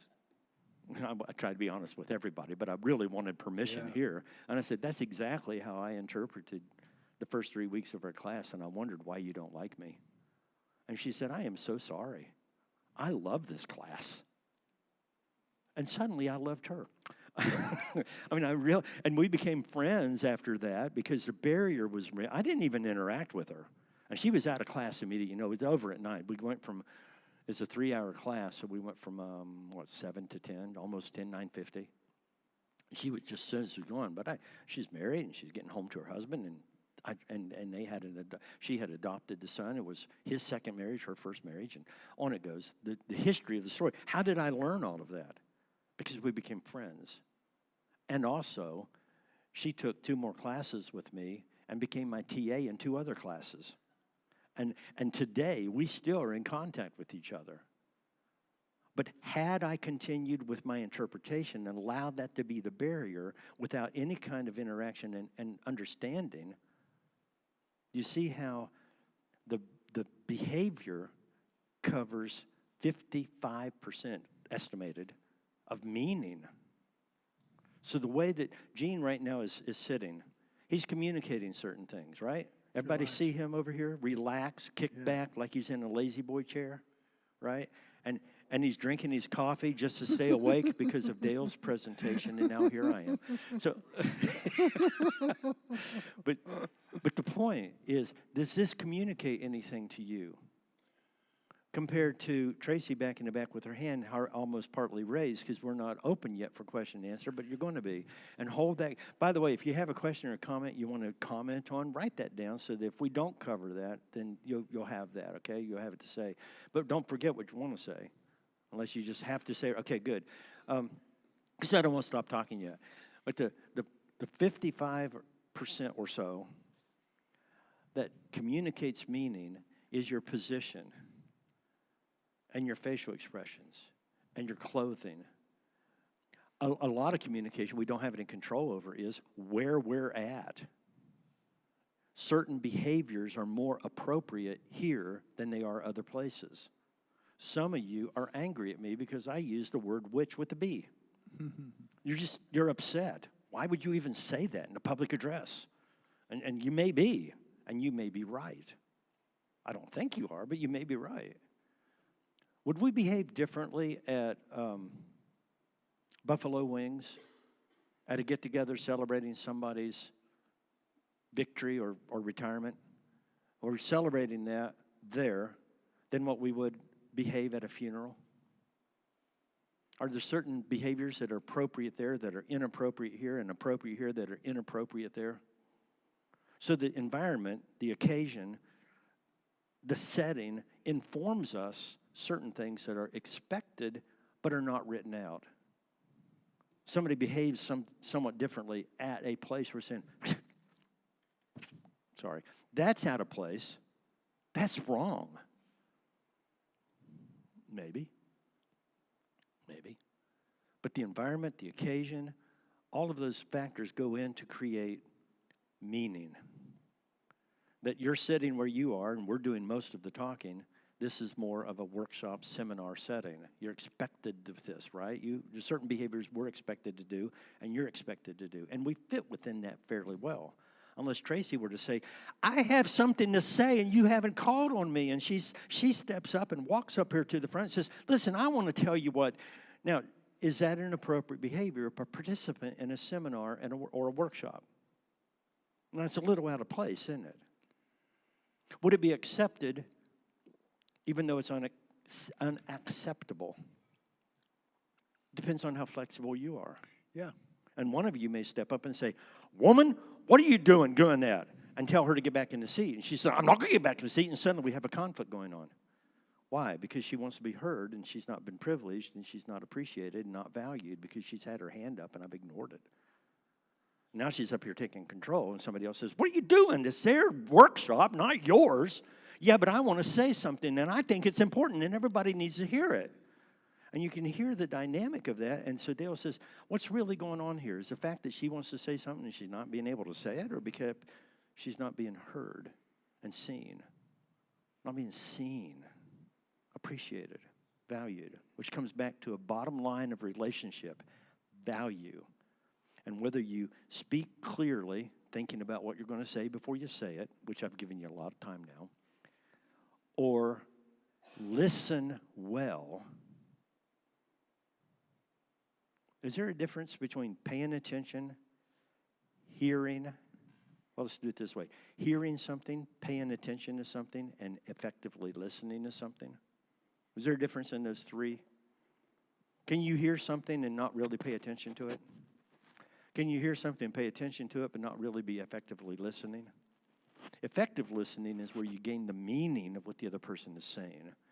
And you're not satisfied till you get the meaning and you understand what they're saying and why they're saying it and what they intend to communicate. So now I'm going to shift gears from I'm trying to get the words and the gestures and everything together to communicate meaning to a whole group and turn to my listening and not just hear it and not just pay attention, but genuinely listen. And we need a microphone now. I thought you'd already be on it. Now, you've just communicated a lot by not being ready, Tyler. I am so He was disappointed. listening. Let He me was critique, deep. Let me critique and criticize you for a moment. Okay. So He let's- was deep in listening to you. Look at that. Yeah, see? Way to defend him. Okay. One thing that coming through those characteristics of the whatever you said, the four horsemen, the criticism, defensiveness, contempt, the stonewalling. Uh-huh. A thought that entered my mind and just thinking about Troy and I, it's like we can only work on ourselves. We can't make the other one work on them, selves. And sometimes I feel like you both have to be willing, and you can only control yourself. Right. So some people just rest in those places of criticism and Yeah, defensiveness, no matter what. There's something, and so it's like, how do you, as a spouse, if you're working on yourself and stuff, but they always rest in that criticism and take defensive. I guess you need counseling if they can't come out of that. I don't know how you help a situation where one of the two always stays in that place of criticism and defensiveness. Avoiding a prescriptive analysis of step one, step two, step Yeah. three. One of the things that I've found helpful to help coaches in coaching and training has been to openly say, I know you don't mean to do this, but this is how I feel when you say this or how you say that, and communicate so that the other person is obvious. And it could be best said like this. I know you don't mean to do this because I know you love me and you really want the best for me. But when you say this and you say it this way, it crushes my heart. And I want you to be aware of that. Really, I didn't know that. Or maybe it's yeah, I know. That's what I mean to do. Because now he's in a stage, maybe Troy's in a stage at that point, just going to make a hypothetical. He says, not only do I not care, I want you to feel that. Because whenever you've done this, I have felt pain. And people in pain often cause pain. People in pain often do create a situation of pain they're hoping you're going to feel because they want you to change as well. But I don't know how to approach that, and we think we've communicated it, but we haven't. I said the words, yeah, but I didn't hear what you said. And so that process and making sure that you're being heard and understood would be, can you tell me what I just said? Yeah, what you said was this. And he may be able to repeat word for word what you said and still miss the meaning. Yeah. So just repeating the words doesn't mean you gain the meaning. Putting it back in your own words to the other person's satisfaction, which is called paraphrase. I'm giving you my own words of what I thought I heard you say. And until you get the yes, that's exactly what I mean, then and only then do you have, I think, the right or the floor to be able to say, okay, well, this is my response to that. But you need to, as Stephen Covey said in 7 Habits of Effective People. Highly effective. Yeah, okay, highly effective what? My mind's going blank. People, okay, so I was right. That surprises me more than it does you, I hope. Okay, so 7 Habits of Highly Effective People is seek to understand before you seek to be understood. And that's a principle of life, and either you adopt that as your own or you don't. But if you both come to the table and talk about this, I really want to be heard and I want to be understood, and I want to hear you and understand you. Here's a way that we can do that. And then work out how that way is. Jan and I learned, when I told you that I was told you're a terrible listener, he gave us a tool. And the tool was very simply this. If Gene and I were going to work on this, here's my tile. It's a floor. It's a tiled floor. And Gene says, Kevin, tell me something about your childhood that you really enjoyed. And he hands me the tile. Now it's my turn to talk. I have the floor. And you can use a teddy bear, you can use really well. We used a tile. And it was, tell me something about your childhood you really enjoyed. Well, man, I can remember when I was a kid, we used to blah, blah, blah. Oh, what I heard you say was, and he repeats back in his own words what he heard me say to my satisfaction. Yes, that's exactly what I mean. And then he says, thank you. But he says, after that, he says, did I get it right? This is what I heard you say. Did I understand you correctly? Listening for those minor corrections of meaning that I wanted to communicate. Yeah, and the reason I felt that was because I felt it was important. Or when I dressed up like my grandfather, put on his coats, I put on his jacket, his shoes, his pants, and I came out with his Bible, and I was going to preach. All right? And I remember this for two reasons. One, there's a picture of me doing it, so that's in my mind.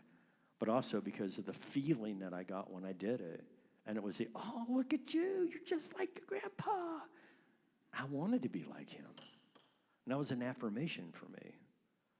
And so if Gene were to say, yeah, I hear you, because I know as a kid, that's so important to be affirmed and be feeling like you're important. Did I get that right? Yeah. So what about you? What did you enjoy most as a child? What event did you have? And I give him the floor. I'm listening now until I say this is what. And we practiced. Jan and I practiced that. We had 5 different topics that we came up on our own and did this floor back and forth to train ourselves how to listen effectively to each other, just using that one tool. Another tool, clarification. Help me understand this. What I heard you say was this. Is that what you meant to say? Oh, tell me more. Very valuable term. Or, and then, and you're asking them to carry on. What else? What do you want me to know out of this? Those kinds of questions can be helpful. So I don't know if that's helpful to everyone, but those are keys in listening, which is one of the things I wanted to address today. So I'm glad you brought it up. Well, and I think you addressed most of what I had written down here anyways, but one of the things that I had to learn was I can't control how others take what I say. Like, I Sure. can't attach myself to how they take something I may have said, because as long as I'm trying to portray it in a Okay, good, I'm going to healthy argue way. with that on that. I think you can control some things, and you can change how you behave so that others can hear you You better. can. You can But you're try a to catalyst. change. Right. I can't determine, but I can be a catalyst. Does that make Right. sense? Yeah, it does. So I would argue yeah. with you some on that, but I appreciate what you're saying, because you can't change another person, and you're not responsible for the other person, how they think, how they Exactly, feel, or how yes. they behave. They're Yeah. totally responsible. Yes. But you are responsible for how you say, and did you understand what I mean? And continue to try and adapt. So I can say something the way I want to say it and say, I don't agree with what you just said. And what I mean is this. You're going to hear that differently then. Sure, I'd like to sure. address that. And I think maybe you need to look at that differently. Well, and what I feel like you've been saying that I wrote down is, and if you don't know, if you don't know how they meant it, you've got to ask. So I've had people come say, okay, this bothered me. How, did Yes. did you mean it this way? How did you mean this? Because this is kind of how I took it, but I kind of know you, and I know you wouldn't have said it that way, but I'm just clarifying. And I think that's how we should react in clarifying what somebody says. But what if it's a person who says, yeah, I know you, and I know how you act, and I know exactly what you meant? yeah. And they don't come to you because they know exactly how you meant, but they've got you sized up. And so anything you say, they're going to filter it through the assumption. So I treat each of you differently. You know why? Because you're different. And that seems basic.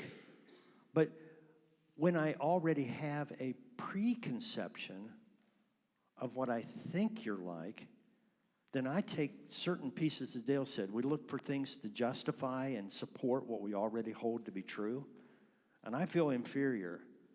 And you say, Kev, what you did was really good. I think something you might want to work on is, what am I going to hear?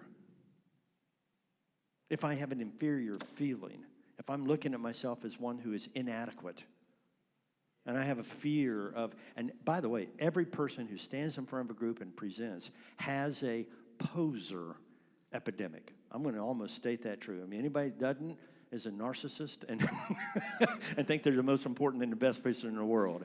I know I'm fairly good, but I also feel often as a poser. I mean, who am I to even participate in leading this kind of a presentation?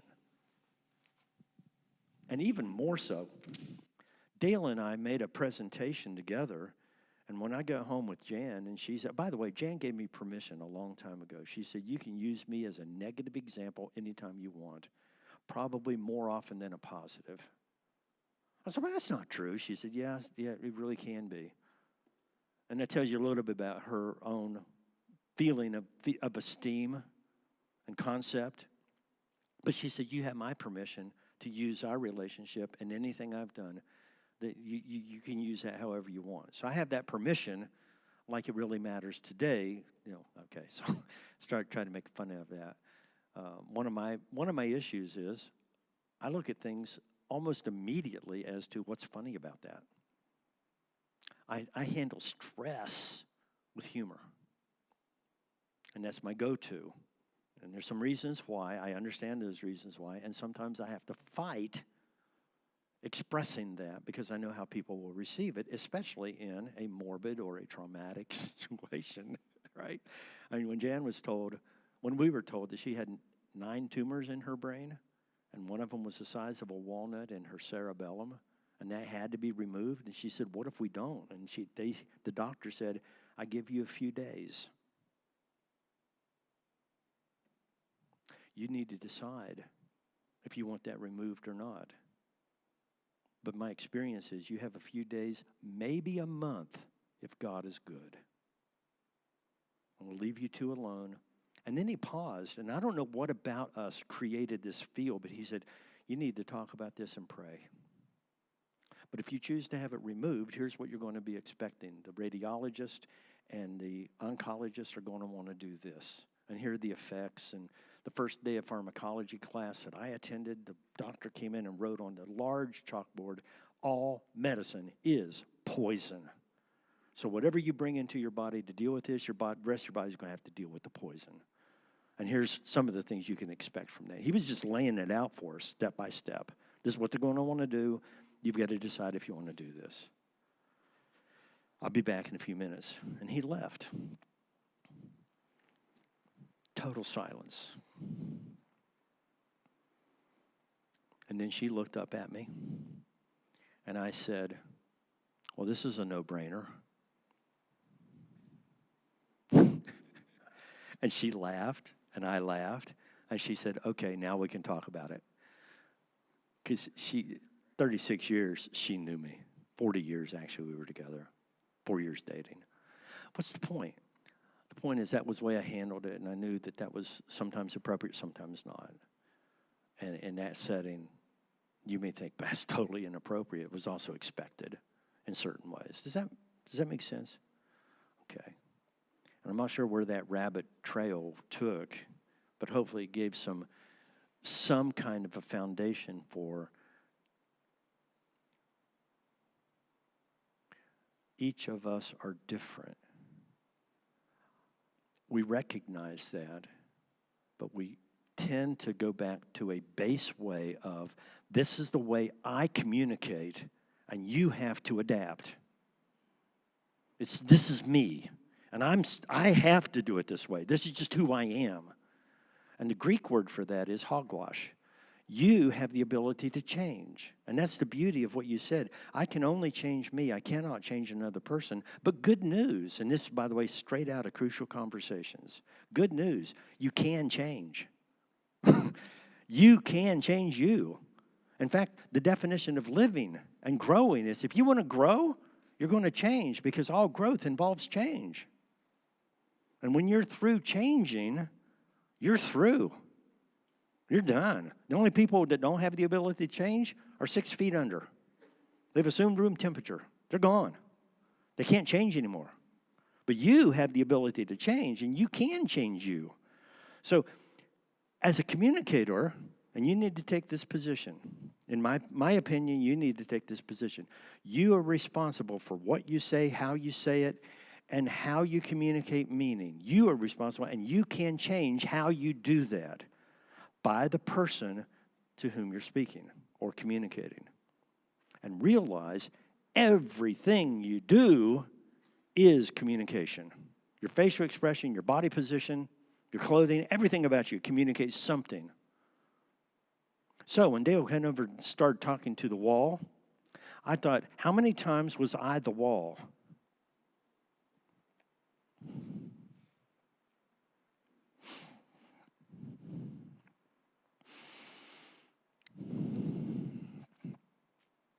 How many times am I the wall?